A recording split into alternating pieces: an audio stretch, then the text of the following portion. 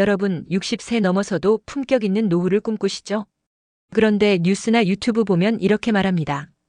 집 말고 현찰로 5억 있어야 된다. 최소 7억은 준비해야 된다.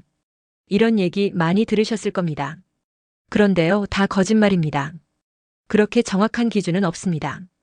누가 정해준 건가요? 없습니다.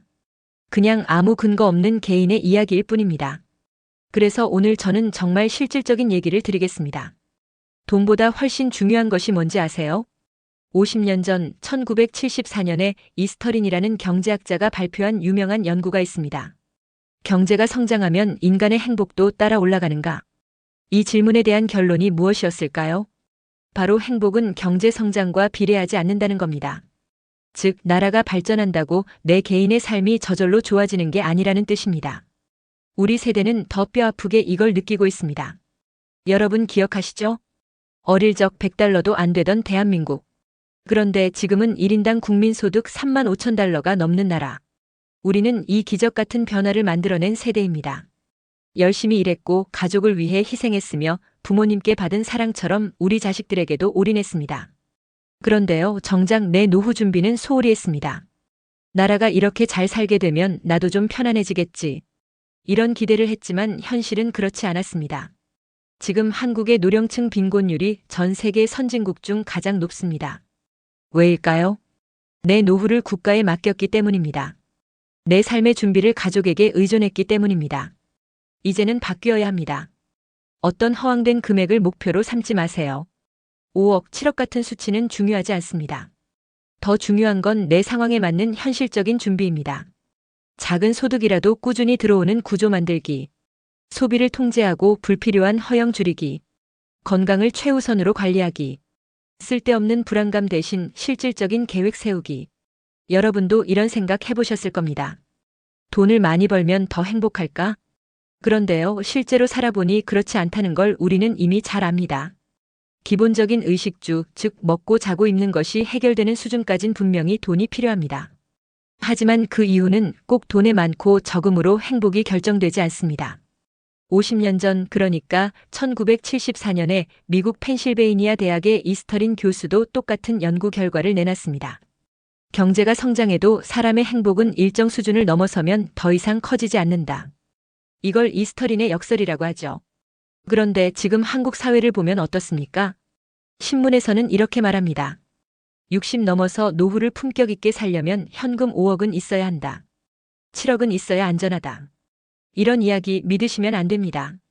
그런 수치를 주장하는 사람들 아직 40대입니다.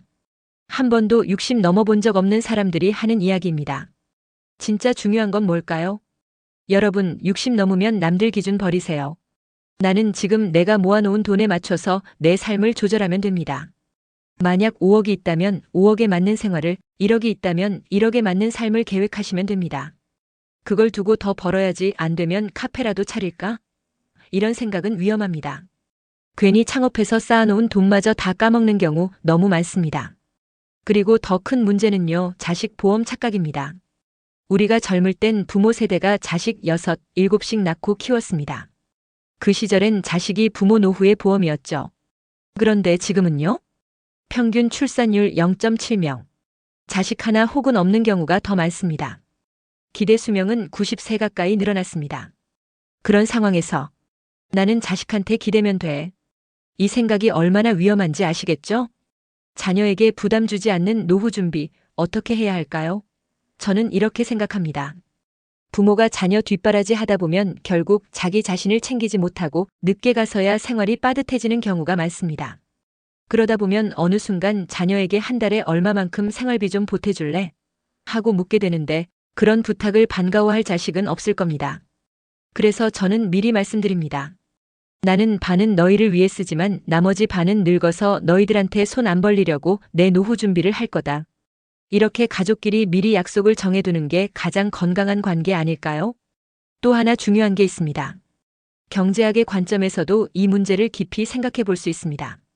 1974년, 무려 50년 전에 이스터린이라는 경제학자가 흥미로운 연구를 했습니다. 경제가 성장하면 사람의 행복도 커질까? 라는 질문을 던진 겁니다. 원래 경제학자는 돈과 생산을 연구하는 학문이지 행복을 연구하는 사람이 아니잖아요.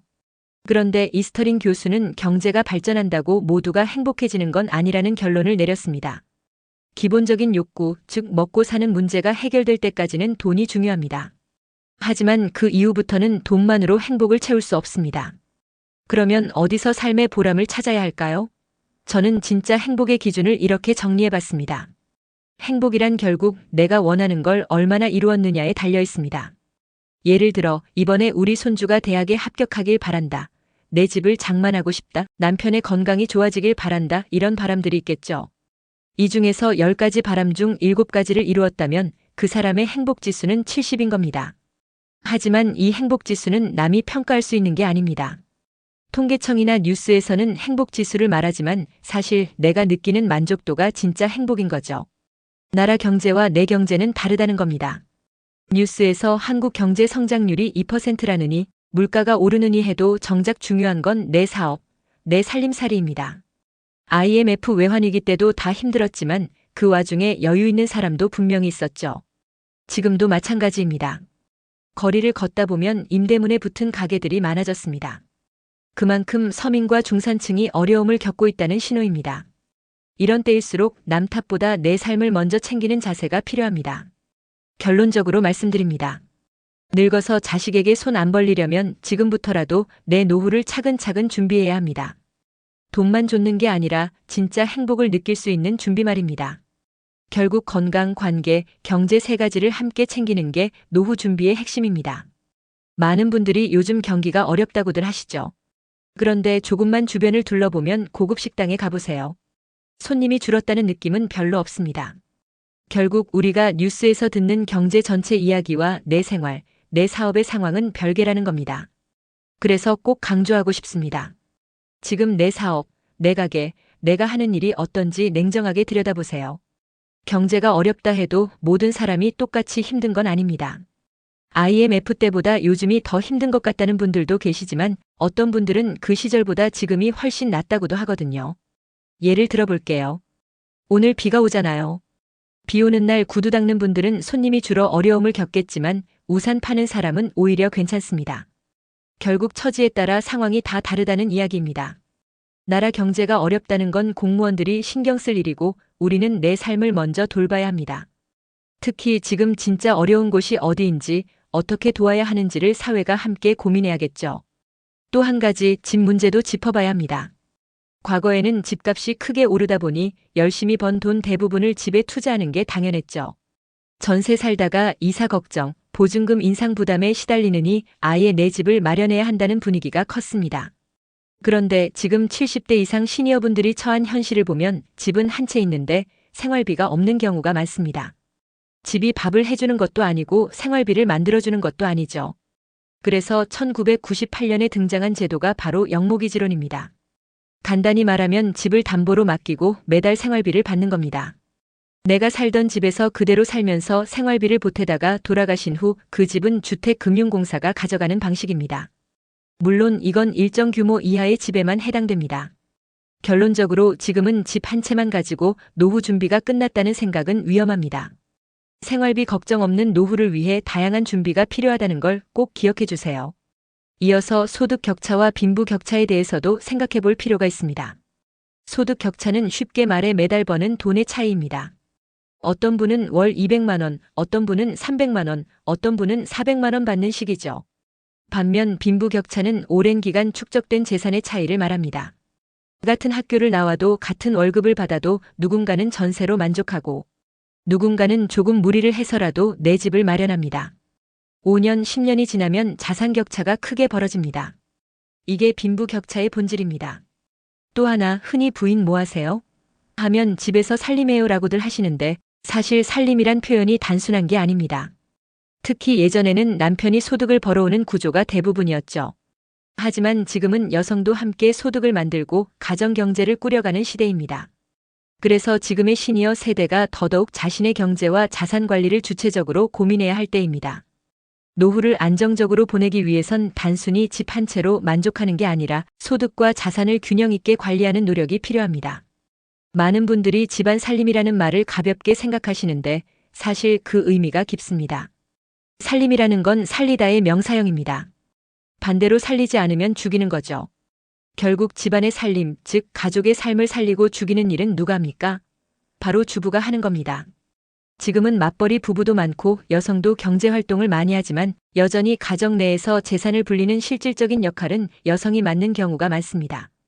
똑같이 남편이 월급을 벌어다 줘도 살림을 어떻게 꾸리느냐에 따라 5년, 10년 뒤에 재산 차이가 크게 벌어지는 겁니다. 특히 요즘 같은 시대엔 단순히 돈을 버는 것보다 그 돈을 어떻게 불리고 지키느냐가 더 중요합니다. 그런데 문제는 은행 이자가 너무 낮다 보니 사실상 물가 상승률을 감안하면 손해보는 셈입니다. 그렇다고 주식, 펀드 이런 걸 아무 생각 없이 남 따라 하면 안 됩니다. 경제학에서도 가장 기본 원칙이 있습니다.